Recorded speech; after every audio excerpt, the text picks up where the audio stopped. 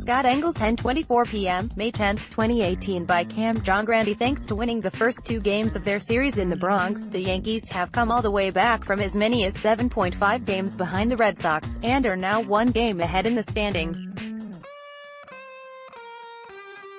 It's only May 10th.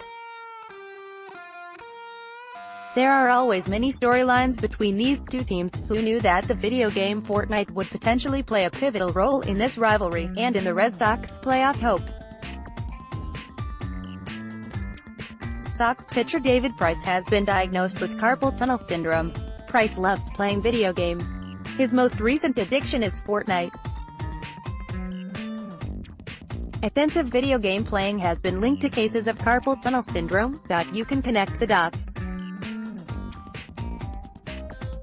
Price is not a teenager, and he's not a 20-something college student.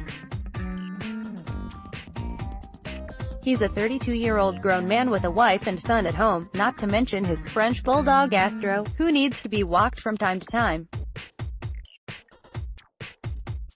Price has said that sometimes after a night game he and other teammates will play until 1 or 2 in the morning, and that on off days, they can really get into it and play for 6 or more hours at a time. I repeat, this is a grown man, who by the way, happens to earn $30 million per year. Confirmed. David Price weaknesses: fresh cut grass, dogs, cats, cold weather, warm weather, video games, pitching in Texas Yankees postseason. Rich Keefe at Keefe21, May 10, 2018 Of course, Price isn't the only player on the team who is playing this game. But since Price has been enemy, it's either his thin skin, responding to criticism with tweets, or it's his verbal assault on Hall of Fame pitcher Dennis Eckersley, or his inability to stay healthy or productive. This issue is just the latest in a long string of issues between Price and the Boston fan base. And this issue will cost the team. As it is, even with a healthy Price, the team needed to play at their peak to stay in the race with the Yankees. They started off with their best record ever, going 17-2. That early lead, which was built up, is completely gone. They were looking up at the Yankees entering play on Thursday. The Yanks have seemingly found their stride, with a record of 26-10, and are on pace to win 117 games. For their part, the Sox still own a 25-11 record, 8-9 since their torrid start, and are on pace to win 112 games. The question is, are the Sox closer to the 17-2 team they started as, or are they the 8-9 team they've been over these past 17 games? Without a healthy and productive Price for any significant period of time, they are definitely closer to the 8-9 team. They still have a strong grip on the wild card.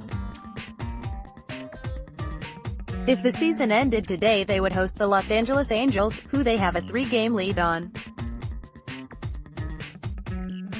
The Seattle Mariners are 4.5 games behind the Sox, and the Toronto Blue Jays are 5.5 games behind. It's unlikely that 2 out of 3 of those teams will leapfrog the Sox. Even if the Sox only play .500 ball for the rest of the year, they'll have a 88-74 record, which should be enough to be in the one-game play-in. But realistically, they can kiss the division goodbye. The Yankees will soon take a real chokehold on the division, and they won't let go of it. The goals are much loftier than merely winning the division this season. Last year they took the defending world champs to a 7th game in Houston. This season they want that 7th game to be in Yankee Stadium.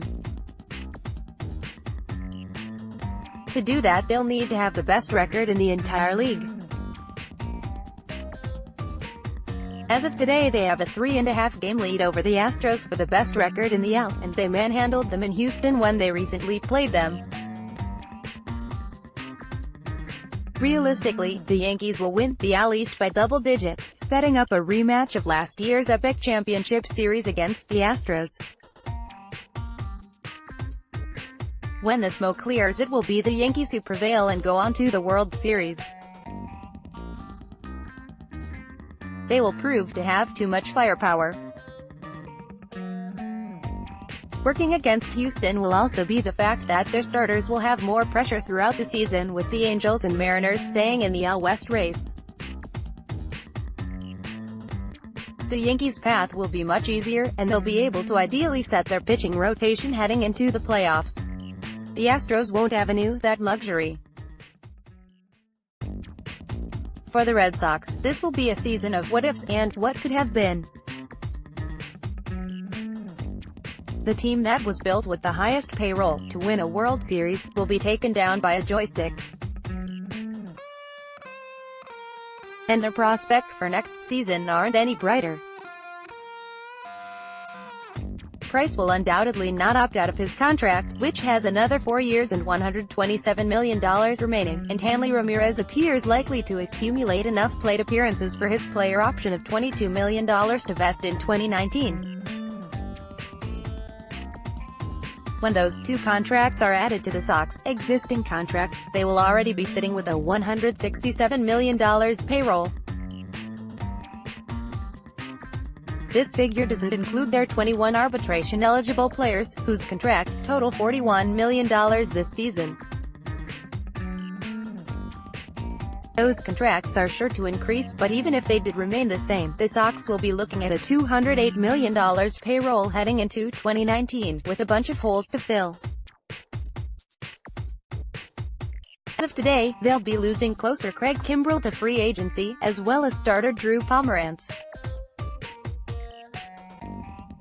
Replacing those two players will cost in the neighborhood of $20 million. That will take the team close to the $233 million payroll they have this year. And remember, this offseason has the best free agent class in history. There is no way this Sox team as currently constituted can make a run at any top-tier free agent. Aside from that, beyond next season, the Sox have their own free agents to try and re-sign. After the 2019 season, Chris Sale and Xander Bogaerts will be free agents, and in 2020, Mookie Betts will be a free agent. This Red Sox window is closing fast, and the future doesn't look bright.